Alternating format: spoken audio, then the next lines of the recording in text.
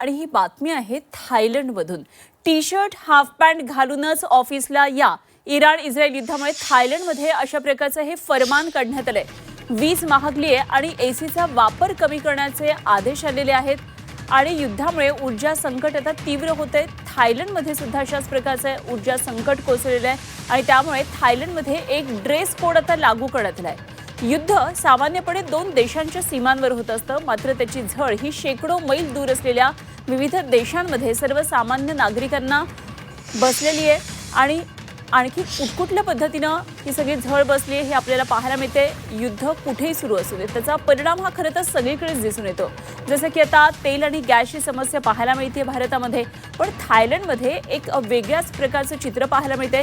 थायलंडमध्ये शूजची जागा आता सॅन्डलने घेतली आहे आणि सूट टायची जागा घेतली आहे हाफ पॅन्ट आणि टी शर्टनं। हा काही नवीन फॅशन ट्रेंड नाहीये, तर यामागे एक गंभीर कारण आहे। वैश्विक ऊर्जा संकट आहे आणि युद्धामुळे निर्माण होणाऱ्या विजेच्या टंचाईसोबत लढण्यासाठी थायलंडमध्ये हा नवा ड्रेस कोड आता लागू करण्यात आला आहे। सर्व शासकीय आणि खासगी कार्यालयामधल्या कर्मचाऱ्यांना तशा सूचना देण्यात आल्यात आणि उष्म्यापासून बचाव करण्यासाठी मोठे लांब कपडे घालू नयेत, तर टी शर्ट आणि शॉर्ट सारखे परिधान करावा पेहराव, अशा प्रकारचे हे फरमान काढण्यात आले आहे।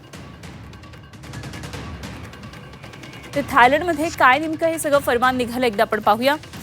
थायलंड हा एक उष्ण देश आहे आणि ऑफिसमध्ये एसीचा वापर अधिक होतो। युद्धामुळे ऊर्जा संकट आहे, एसी कमी वापरण्याचा निर्णय घेतलाय। तर विना एसी सूट कोट टायसह उकाडा सहन करणं कठीण आहे। हलका आरामदायक ड्रेसमुळे शरीर थंड ठेवणं हे शक्य होतं। या निर्णयामुळे विजेची बचत शक्य होणार आहे आणि थायलंड सरकारला हा विश्वास आहे।